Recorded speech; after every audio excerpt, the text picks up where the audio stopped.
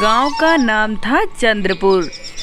शाम हरियाली से भरा, जैसे प्रकृति ने इसे प्यार से तराशा हो।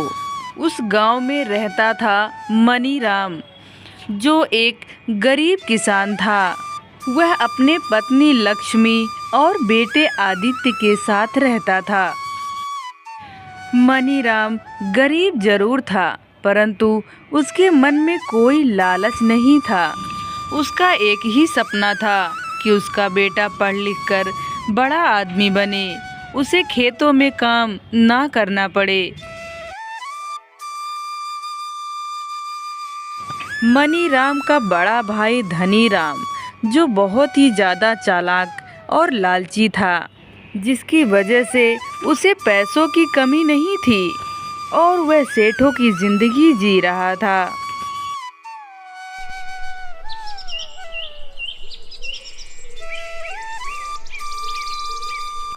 लक्ष्मी, अरे ओ लक्ष्मी, मैं खेत में जा रहा हूँ।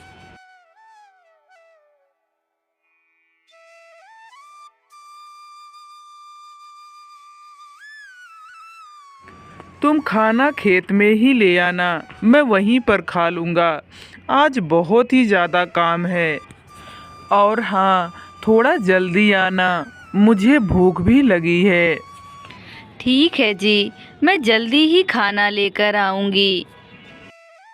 इतना बोलकर मनीराम खेत की ओर चला जाता है।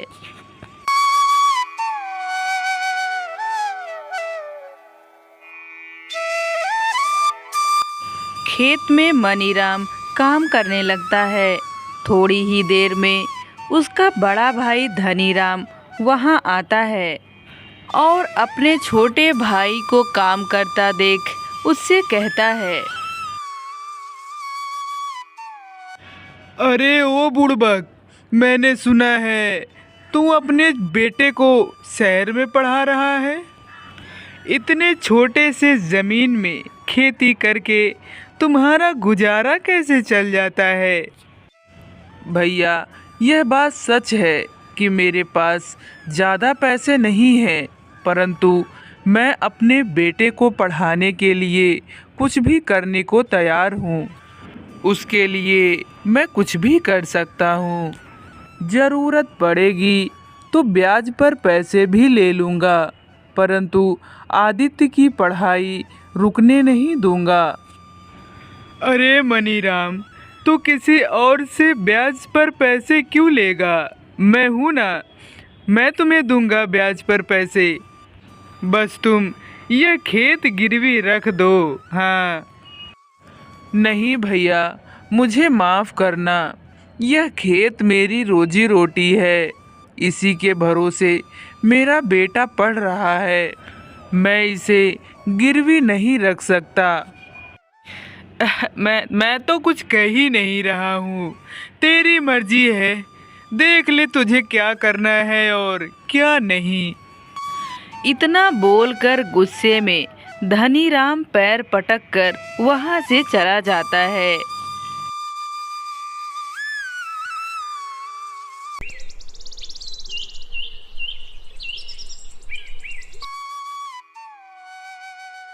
दिन गुजरते गए।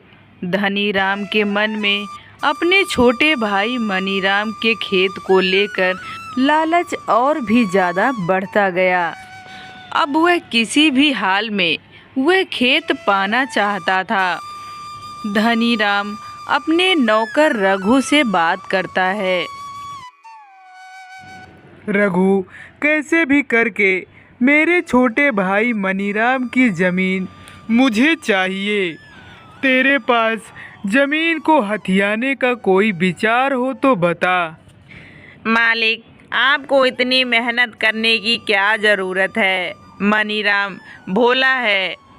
आप प्यार से दो मीठी बातें उससे करेंगे, वह अपने आप अपनी ज़मीन आपको दे देगा।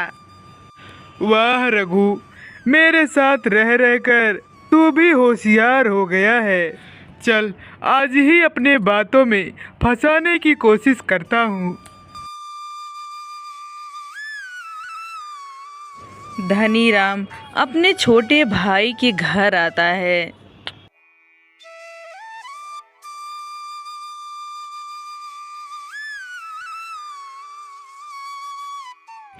अरे भैया, आप मुझे बुला लिया होता, मैं आ जाता।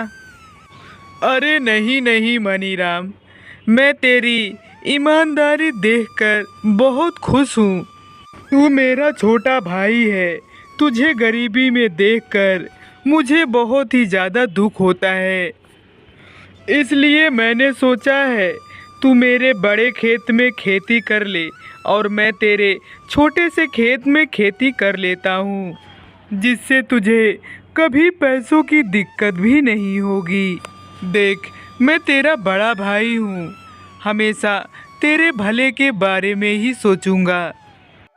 भैया, यदि आप चाहते हो मैं आपके बड़े खेत में खेती करूँ, मैं आपकी बात मान लेता हूँ। आखिर आप मेरे बड़े भाई हो, आप मेरे भले के बारे में ही सोचोगे। अरे तू तो बड़ा समझदार निकला। अब चल यहाँ अंगूठा लगा दे, जिससे मैं तेरी ज़मीन पर खेती कर पाऊँ और तू मेरी ज़मीन पर। यहीं पर मनीराम ने सबसे बड़ी गलती कर दी। धनीराम ने एक कागज़ पर अंगूठा लगवाकर मनीराम की सारी उपजाऊ जमीन अपने नाम कर ली और बंजर जमीन उसे दे दी।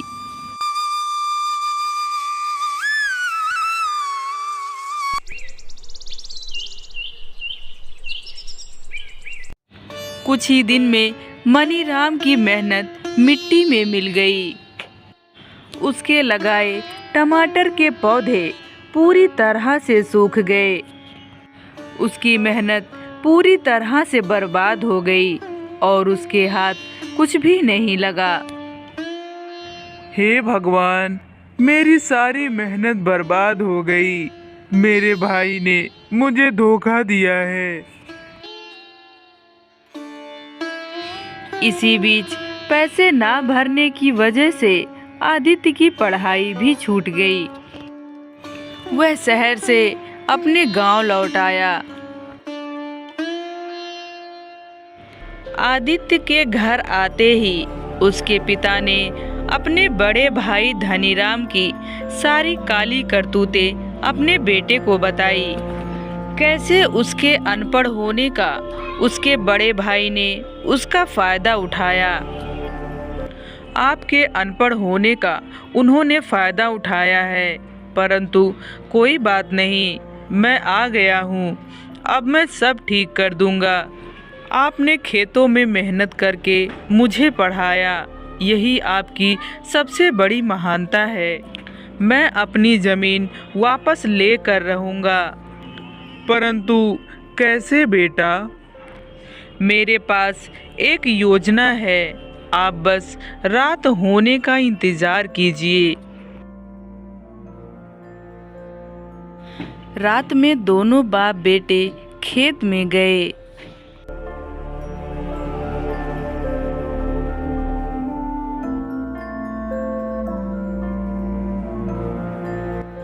आदित्य ने नकली सोने से भरे घड़े को उस खेत में गाड़ दिया। पिताजी, यह सोना असली नहीं है, परंतु कल सुबह गांव वालों के सामने हमें उन लोगों को ऐसे दिखाना है कि हमें असली सोना मिला है। फिर देखना पासा कैसे पलटता है। बेटा, सच में तू बहुत ही ज़्यादा चतुर और होशियार है। पिताजी, हमें यहाँ से जल्दी ही चलना चाहिए, वरना कोई हमें यहाँ देख लेगा और हमारे सारे किए कराए पर पानी फिर जाएगा। इतना बोलकर दोनों वहाँ से चले जाते हैं।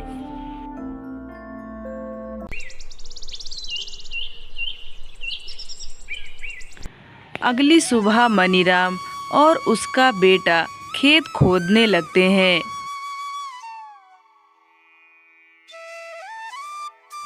उसमें से वही घड़ा निकलता है जिसमें नकली सोना भरा हुआ था। यह देखकर गांव वाले दंग रह गए और पूरे गांव में यह अफवाह फैल गई। धनी राम का नौकर भी यह खबर सुनते ही अपने मालिक के पास दौड़ कर जाता है।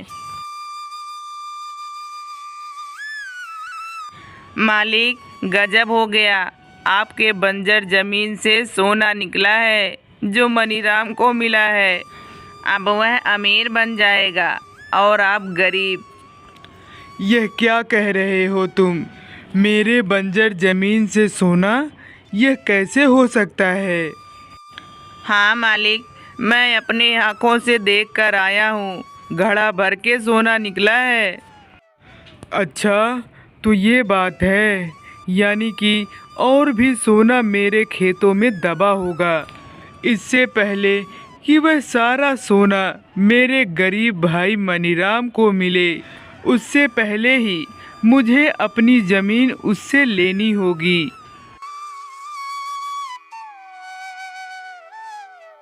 धनीराम अपने भाई मनीराम के पास आता है।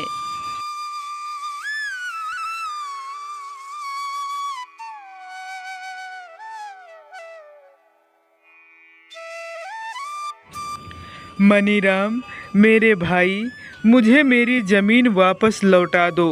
मैं तुम्हें तुम्हारा ज़मीन वापस दे दूंगा। ऐसे कैसे वह ज़मीन तुम्हें वापस दे दूं? खुद तुमने वह ज़मीन मुझे दी थी। हाँ, परंतु मैं तुम्हारी ज़मीन तुम्हें वापस लौटा रहा हूँ ना। मुझे मेरी ज़मीन वापस चाहिए, बस।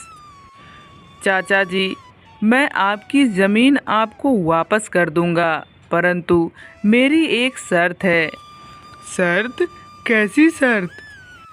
आपको हमें ज़मीन के पेपर के साथ साथ 20,000 रुपये भी देने होंगे। धनीराम ने बिना कुछ सोचे समझे बात मान ली। हाँ हाँ, मैं तुम्हारे ज़मीन के साथ साथ तुम्हें 20,000 रुपये भी देने के लिए तैयार हूँ। धनीराम लालच में आकर तुरंत ही पैसे और ज़मीन के पेपर अपने भाई मनीराम को दे दिया और अपनी ज़मीन वापस ले ली।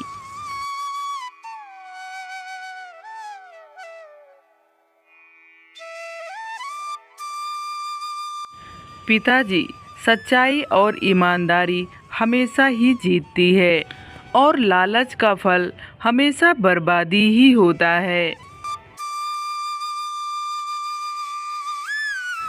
धनीराम अपने खेत में खुदाई करवाता है। रघु, खोद डाल सारा खेत। सोने का घड़ा इस खेत में से ज़रूर निकलेगा। पूरे दिन उसने कोना कोना खुदवा डाला, परंतु सोने का एक टुकड़ा भी नहीं निकला। इधर मनीराम और उसका बेटा बहुत ही ज़्यादा खुश थे। उन्होंने अपनी ज़मीन वापस पा ली और 20,000 रुपये भी। बेटा, आज तेरी वजह से हमें हमारा खेत वापस मिल पाया है। अब मैं कभी भी किसी के बातों में नहीं आऊँगा और अपनी मेहनत से अपने खेतों में काम करूँगा। खेत में सोना ना मिलने की वजह से धनीराम सब समझ गया और अपना माथा पकड़ लिया। मेरे गरीब भाई ने मुझे मूर्ख बनाया, अपना खेत वापस ले लिया और मुझसे 20,000 रुपये भी ले लिए। आज मेरे लालच ने मुझे तबाह कर दिया।